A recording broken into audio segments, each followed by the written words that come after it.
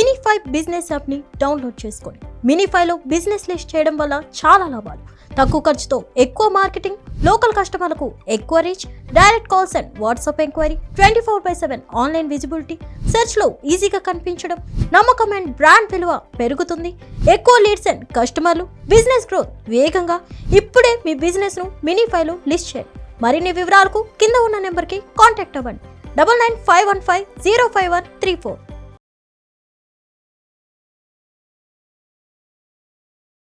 Hello Naganath గారు. Hello Madhavi గారు. Sir, అసలు తులారాశి వాళ్ళకి ఒకవైపు ప్రేమగా ఉంటారు, ప్రేమకి చిహ్నం అని కూడా చెప్పొచ్చు వాళ్ళని.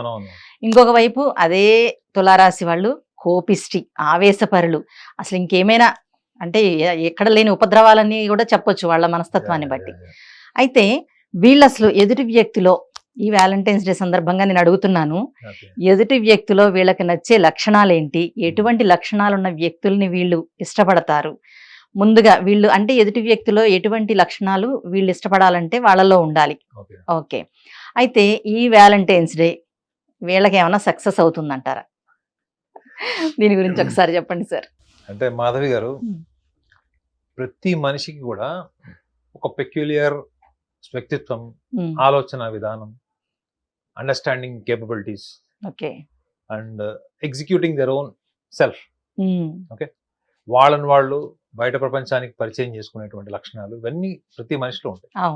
సో చాలా మందికి ఒక డౌట్ ఏంటంటే, ఒక రాశిలో పుట్టిన వాళ్ళందరూ ఇలా ఉంటారని ఎట్లా చెప్తారండి? మనిషికి మనస్తత్వం వేరే కదా, మారుతూ ఉంటారు కదా. సో మీరు అడిగారు చూడండి, ఇప్పుడు తులారాశి వాళ్ళకు ఒక పక్కన ప్రేమకి చిహ్నంగా చెప్తారు వాళ్ళు, ఒక పక్కనేమో వాళ్ళ భావోద్వేగాలు, కోపము, వాళ్ళ రాగద్వేషాలు, వీటి మీద నియంత్రణ లేనటువంటి ప్రవర్తన ఉంటుందని చెప్పారు. అవును. మీరు ఇండైరెక్ట్ ఏం చెప్తున్నారంటే, వాళ్ళకి they have temperamental issues. Best human beings అంటే గొప్ప మానవతావాదులు, మానవత లక్షణాలు ఉన్నటువంటి వాళ్ళు ఎవరన్నా అంటే మనం తులారాశి అని చెప్పచ్చు. Highly humanitarian. Okay. But weak point ఏంటి? కోపం కాదు, టెంపర్మెంటల్ ఇష్యూ. అంటే నా ప్రవర్తన చుట్టుపక్కల వాళ్ళకి కానీ, వ్యక్తికి కానీ హానికరమైనటువంటి ఒక భావోద్వేగాన్ని నేను బయటపెట్టడం, ఆ బయట పెట్టేటప్పుడు ఎదుటి వ్యక్తి మనోభావాలను నేను పరిశీలించకపోవడం. ఓకే. ఇది ఏ సందర్భంలో వస్తుంది వీళ్ళకి అంటే, వీళ్ళని ఎవరన్నా ప్రశ్నించిన, విమర్శించిన, ప్రశ్నిస్తే అన్న కాస్త కంట్రోల్లో ఉంటారేమో కానీ, వీళ్ళని విమర్శించిన, కొంచెం వీళ్ళతో రూడ్గా ప్రవర్తించిన, అది ఈక్వల్గా వాళ్ళు దాని పట్ల అంత ప్రతిఘటించేటువంటి లక్షణాలు ఉంటాయి. సో మీరు అన్నారు కదా, వాళ్ళకి రెండు ముఖాలు ఉన్నాయి వీళ్ళకి అని చెప్తున్నారు. అయితే వీళ్ళు ఎదుటి వ్యక్తుల్లో, అందుకే ఎక్కువగా జాగ్రత్తగా వీళ్ళు లైఫ్ పార్ట్నర్ చూస్ చేసుకునేటప్పుడు వీళ్ళు ఎదుటి వ్యక్తుల్లో ఏం చూస్తారు అంటే, ఇప్పుడు ఒకటి ఇన్ఫాచ్యుయేషన్ ఒకటి ఉంటుంది మేడం. అవును.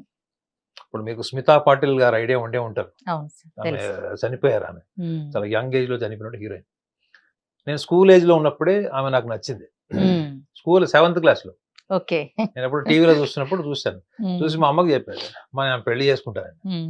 7th క్లాస్ పిల్లలకి మా అమ్మ కూడా కొట్టి ఆమెకు పెళ్లి అయిపోయింది రాలేడని చెప్పి మా అమ్మ కూడా సెటైర్ వేసింది. అంటే మనకు 7th క్లాస్ లో ఏం తెలుస్తుంది ఆమె గురించి? సో కానీ పెద్దగా అయిన తర్వాత నేను ఆమెలో ఎందుకు ఇష్టపడి ఉంటాను, ఈ రోజు కూడా నా ఫేవరెట్ యాక్ట్రెస్ ఎవరన్నా అంటే స్మితా పాటిల్ అని చెప్తాను. అంటే పర్ఫార్మెన్స్ వైజ్ ఒకటే కాదు, ఒక ఆరా కనిపిస్తుంది మేడం. ఒక మనిషిని చూసినప్పుడు ఒక ఆరా, అందులో మనకి ఏమి భావం ఉంటుంది. మీరు స్మితా పాటిల్ గారిని చూడండి, most affectionate, lovable, very classy, decent, dignified personality అంటే మీకు స్మితా పాటిల్ గారిని చెప్పచ్చు. Especially when she wears sari. ఆమె సారీ కట్టుకున్నప్పుడు చూడండి, అసలు సంప్రదాయం ఉట్టిపడినట్టు ఉంటుంది. ఇది ఎందుకు చెప్తున్న ఎగ్జాంపుల్ అంటే, తులారాశి వాళ్ళు అబ్బాయిలు అయితే ఒక అమ్మాయిలో ఇష్టపడేది ఒకటి, చాలా చురుకుగా ఉండేటువంటి శరీరాకారం,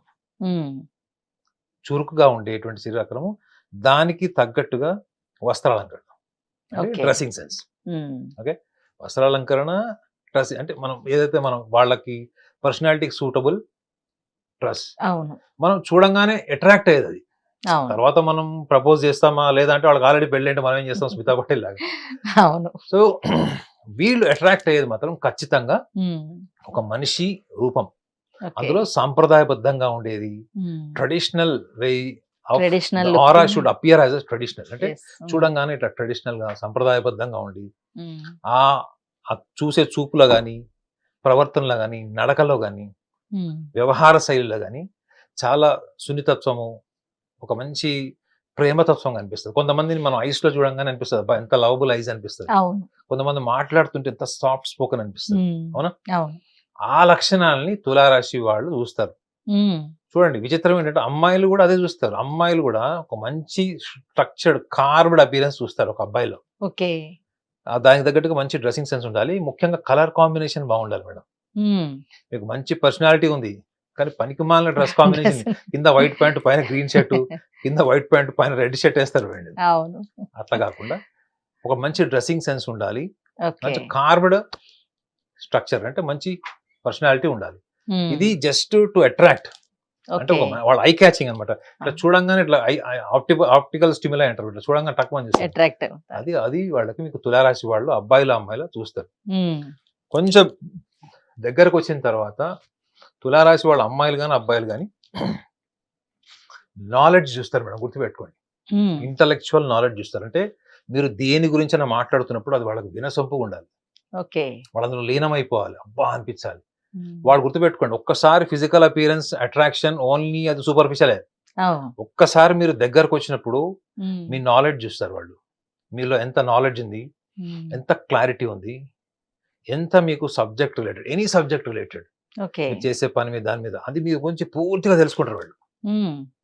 ఫుల్ అటెన్షన్ పే చేసి మొత్తం తెలుసుకుంటారు వాళ్ళు. ఇన్ కేస్ ఎదుటి వాళ్ళు నాలెడ్జబుల్ కాకపోతే, అంటే ఫస్ట్ ఏమనుకున్నాం మనము ఫిజికల్, అవును అది అయిపోయింది. సెకండ్ చాప్టర్ ఏంటి? నాలెడ్జ్. సో నాలెడ్జ్ అంటే మీకు సంబంధించింది ఏదైనా కావచ్చు మనం, మీరు ఇంట్లో చేసే వంట కూడా కావచ్చు. ఏమైందా, మీరు ఇంట్లో చేసే వంట కావచ్చు, చివరికి మీరు ఒక చిన్న క్లరికల్ క్యాడర్ లేకపోతే మా కెమెరామెన్ చేసే పని కూడా కావచ్చు. ఓకే, కెమెరామెన్ మనం ఏం అనలేము, ఎందుకంటే మనకి క్లియర్ చూపించేది వాళ్ళే. అంతేగా, సాగర సంగమంలో ఫోటోలు చూపించినట్టు చూపిస్తే మనం కెమెరామెన్ ఎప్పుడు పొగడాలన్నమాట. అవును. సో వాళ్ళు చేసే పని madam, what you have to understand is whatever the work you are into, చేసే పని. ఇప్పుడు కెమెరామెన్ కి కెమెరా నాలెడ్జ్ ఉంటుంది, ఇప్పుడు మనకు టీ ఇచ్చేవాడికి కూడా టీ చేస్తాడు. సో మీ పనిలో మీకున్న నిబద్ధత, అంకిత భావం, ఆ డెడికేషన్ చూస్తారు. ఒక వర్డ్ లో చెప్పాలంటే మీకు ఎంత డెడికేషన్ ఉంది, ఎంత ఇన్వాల్వ్మెంట్ ఉంది, ఏది కూడా కావచ్చు. సో అది చూస్తారు వాళ్ళు. సపోజ్ మీరు ఇంటి ముందు ముగ్గులు బాగా వేస్తారు అనుకోండి మేడం, దానికి కూడా వీళ్ళు మంత ముగ్గులు అయిపోతారు. ఎంత అంటే వీళ్ళు ఏం చూస్తారంటే ఇన్వాల్వ్మెంట్, ఎదుటి వాళ్ళు చేసే పని ఎంత ఇన్వాల్వ్మెంట్ చేస్తారు. అంటే ఇప్పుడు ఫర్ ఎగ్జాంపుల్ ఒక అబ్బాయి ఒక అమ్మాయిని, తులారాశిలో పుట్టినవాడు ఒక అమ్మాయిని ప్రేమించిన, ఆ అమ్మాయి దాన్ని ప్రేమించినా ప్రేమించకపోయినా ఆ అమ్మాయిలో లక్షణాలు, నేను చెప్పేది ఆ అమ్మాయిలో ఎలాంటి లక్షణాలు చూస్తున్నాడు, దట్స్ వాట్ ఐమ్ టెల్లింగ్. వీళ్ళిద్దరి మధ్యలో ప్రేమ ఉందా లేదా అనే విషయం స్నేహితులు కూడా కావచ్చు, కానీ వాట్ దే ఆర్ సీయింగ్, అమ్మాయి గాని అబ్బాయి గాని ఫస్ట్ ప్రేమకి ముందు ఏం చూస్తారు, ఏది వాళ్ళని ఇంప్రెస్ చేస్తుంది, so that they can say love. So ఇది సెకండ్ స్టేజ్ కి వెళ్తారు. థర్డ్ స్టేజ్ కి వచ్చేటప్పటికి absolute caring madam, absolute caring కి వీళ్ళు టాప్ ప్రయారిటీ ఇస్తారు. అందుకే తులారాశిలో పుట్టిన వాళ్ళు చాలా మటుకు కూడా అడ్వెంచరస్ లవ్ ఉంటుంది వాళ్ళు కూడా, ఈ మేషరాశి వాళ్ళ లాగా. అడ్వెంచరస్ లవ్ అంటే ఏంటంటే ఒక బాగా డబ్బులున్న అమ్మాయి పేదవాడిని పెళ్లి చేసుకోవడం, లేదా బాగా గుడ్ లుక్స్ ఉన్న అబ్బాయి ఆర్డినరీ లుక్స్ ఉన్న అమ్మాయిని చేసుకుంటారు. ఎందుకు అంటే అతను చెప్పేది ఒకటే, ఆమె నేను ప్రేమలో ఉన్నప్పుడు she was very caring, she was very responsible అని చెప్తాడు. సో ఆ లెవెల్ కి వెళ్ళి మీరు మిగతా స్టేటస్ పక్కన పెట్టి పెళ్లి చేసుకునే వరకు వచ్చారంటే మీరు ఆత్మపూర్వకంగా, అంటే సోల్, అంటే మీరు కంప్లీట్ ఇన్వాల్వ్మెంట్ అంతా కూడా లవ్. సో ఆ లెవెల్ ఆఫ్ ఇంటెన్సిఫైడ్ లవ్ తులారాశి వాళ్ళకి అబ్బాయిలకు అమ్మాయిలకు ఉంటుంది. సో మరి వీళ్ళు అనొచ్చు మీరు, మరి వీళ్ళకి డబ్బులు, సూడో సూపర్ఫిషియాలిటీ అవి కూడా ఇష్టపడతారు. మీరు తులారాశి అమ్మాయిల్ని అబ్బాయిల్ని మీరు 10 మందిలో చూడండి, 10 మందిలో 4 టాటూస్ ఉంటాయి, ఖచ్చితంగా ఉంటాయి. అంటే టాటూ అప్డేటెడ్ ఫ్యాషన్ ఉంటుంది, మోడర్న్ మోడర్నైజేషన్ రెండు కలిపినటువంటి రాశి ఏదైనా ఉంది అంటే అది తులారాశి. రెండోది దే ఆర్ వెరీ ఎక్స్ప్రెసివ్. ఇందాక కూడా చెప్పాను, టెంపర్మెంటల్ ఇష్యూ వల్లనే వీళ్ళు చాలా బ్రేకప్స్ అవుతాయి, వీళ్ళు విడిపోతారు. సో వీళ్ళకి టెంపర్మెంటల్ ఇష్యూస్ ఎప్పుడు వస్తాయి అంటే, ఒకటి మీరు టైం మేనేజ్మెంట్ సెన్స్ లేకపోతే వస్తుంది. వీళ్ళు 6 గంటల కంటే 6 గంటలకు అక్కడ ఉంటారు, షార్ప్ ఉండాలి. షార్ప్ ఉంటారు. 4 o'clock ఈ పని చేస్తాను, ఈ పని చేసి ఇక్కడికి వస్తాను అంటే ఆ పని మీద ఉంటారు వాళ్ళు. సో ఆ టైంలో మీరు వేరే ఏ పనులు ఉన్నా కానీ వాడిని రిజెక్ట్ చేసి వెళ్తారు. ఓకే. ఎందుకు అంటే వీడు జనరల్ గా మాట పడడానికి ఇష్టపడరు. సాధ్యమైనంత వరకు మాట పడకుండా ఉండడం కోసం అన్ని ప్రణాళికలు వేసుకుంటారు. సో ఇంత సున్నితంగా ఉండేటువంటి వీళ్ళని ఎవరినైనా లవ్ చేశారంటే మాత్రం వీళ్ళందరినీ మర్చిపోయేంత కేర్ తీసుకుంటారు, అబ్బాయినా అమ్మాయినా. సో వీళ్ళకున్న విచిత్రమైన స్వభావం ఏంటంటే వీళ్ళ కోపము, వీళ్ళ రాగద్వేషాలన్నీ కూడా వీళ్ళ ప్రేమించిన వాళ్ళ మీద చూపిస్తారు. చూడండి, బయట ప్రపంచానికి అవును ఒక ప్లాస్టిక్ స్మైల్ ఉంటది, ఇంట్లో వచ్చేటప్పటికి ఆ ప్లాస్టిక్ ఫేస్ తీసి పక్కన పడేస్తారు, పడేసి ఒరిజినల్ ఫేస్ చూపిస్తారు. కాబట్టి ఈ టెంపర్మెంటల్ ఇష్యూస్, కోపము, వస్తువులు పగలగొట్టడం, ఇరిటేట్ అయిపోవడం, వాయిలెంట్ టెండెన్సీస్ ఇవన్నీ కూడా మీకు ప్రేమించిన వాళ్ళ మీద, వాళ్ళకి నచ్చిన వాళ్ళ మీద చూస్తారు, కనిపిస్తుంది. అందుకే చాలా మంది తులారాశి వాళ్ళ గురించి ఎవరైనా తెలుసుకోవాలంటే వాళ్ళ మదర్ ఫాదర్ అడగమని చెప్తారు. ఈవెన్ వాళ్ళ సిబ్లింగ్స్ కూడా వాళ్ళ గురించి తెలిసి ఉండదు.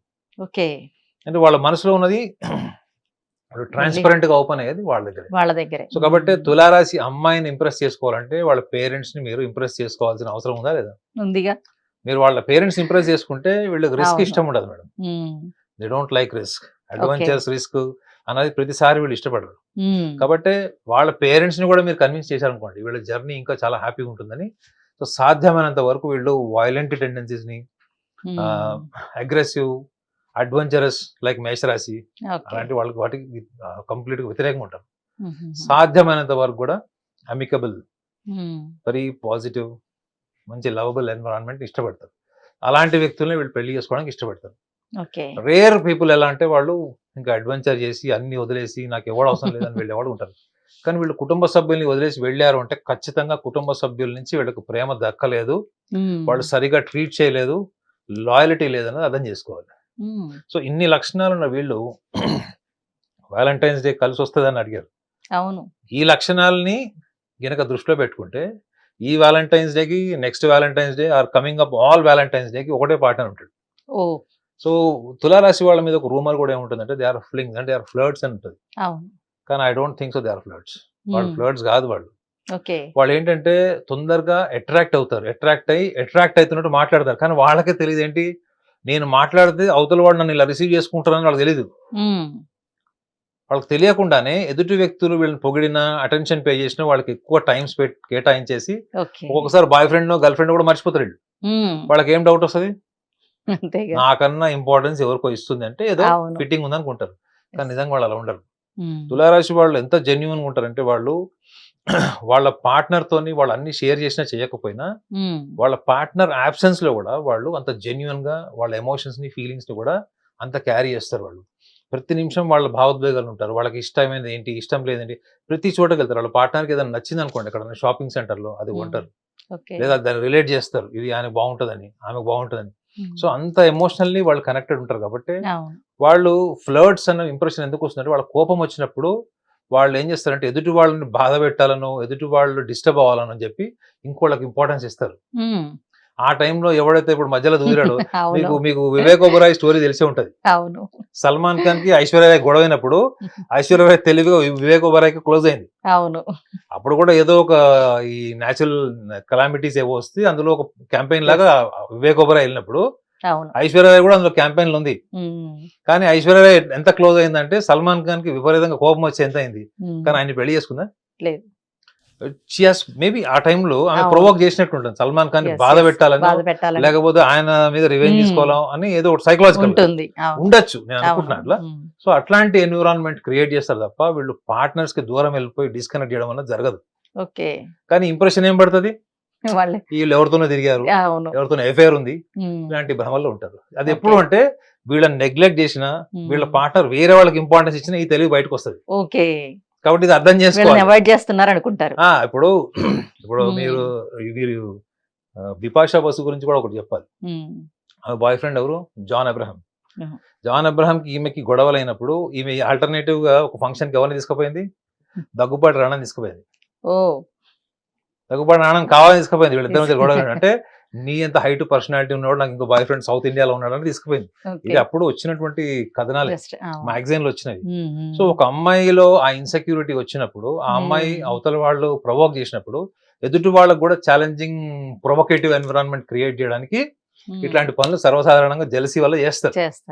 కానీ నిజంగా వాళ్ళ మనసులో ఆ పక్కన ఉన్నోడు ఉన్నాడా, ఎవరి మీద అయితే కోపం ఉందో వాడున్నాడా, ఈ కోపం ఉన్న వాళ్ళే ఉంటారు. అది కాబట్టి అది వాళ్ళు అర్థం చేసుకొని ముందుకు వెళ్తే వాళ్ళకి ఏ సమస్య ఉంది. ఓకే, అయితే వీళ్ళు ఇలాంటి వాళ్ళు తులారాశి వాళ్ళు ప్రేమలో వైఫల్యం చెందితే వాళ్ళు ఎలాంటి అంటే ఎలా ప్రొసీడ్ అవుతారు? వైలెన్స్ కి పోరు వాళ్ళు. వైలెన్స్ ఉన్నా, కోపం ఉన్నా, ఏది ఉన్నా గానీ ఆ రోజు తీరిపోతుంది అంతే. ఓకే, కొడతారా, తిడతారా, అరుస్తారా, ఏం చేస్తారా అనేది ఆ రోజుతోని ఆ డిస్టర్బెన్స్ అంతా కూడా కక్కేస్తారు వాళ్ళు. ఓకే, కానీ బాగా ఎమోషనల్ అయిపోతారు. ఎందుకంటే మోస్ట్ ఎమోషనల్స్ ఆయన, మీరు ఇందాక అన్నారు కదా, అవును, ఒక పక్కన ప్రేమ భావం, ప్రేమ ఒక పక్కన ఉంటుంది, భావోద్వేగాల నియంత్రణ ఉంది అన్నారు. కరెక్ట్. అది వాళ్ళు ఒకసారి డిస్టర్బ్ అయితే మాత్రం రికవర్ అవడం చాలా టైం పడుతుంది. కానీ ఖచ్చితంగా వాళ్ళు ప్లాన్ బికి వెళ్తారు. వాళ్ళని వాళ్ళు ఎలా ఆర్గనైజ్ చేసుకోవాలి, వాళ్ళని వాళ్ళు ఎలా మళ్ళీ ఎంగేజ్ చేసుకోవాలి వాళ్ళకి తెలుసు మేడం. ఓకే, సో కాబట్టి అబ్రప్ట్ గా బ్రేకప్ అయితే ఇలా ఉంటారు వాళ్ళు, ఏది హర్ట్ అవ్వడం, వైలెంట్ అవ్వడం. ఎవరైతే పార్ట్నర్ ఉంటారో వాళ్ళ మీద వెళ్ళి మొత్తం కక్కేస్తుంటారు. అదే ఒక ప్రణాళికాబద్ధంగా, అంటే కొన్ని గొడవలు కొంతకాలంకి విడిపోయారనుకోండి, వాళ్ళు అంత పట్టించుకోరు. అబ్రప్ట్ అంటే సడన్ గా అయితే మాత్రం అలా జరుగుతుంది. కానీ ఈ ప్రాసెస్ లో వాళ్ళు ఖచ్చితంగా ఎక్కువ టైం తీసుకోరు. వాళ్ళు ఆటోమేటిక్ గా వెంటనే డెసిషన్ తీసేసుకుంటారు. ఐశ్వర్య కోసం వెతుకుతారు, ఈయనేమో షారుఖ్ ఖాన్ కోసం వెతుకుతారు. ఓకే సార్, తులారాశి వారి గురించి చాలా బాగా ఎక్స్ప్లెయిన్ చేశారు. Thank you so much.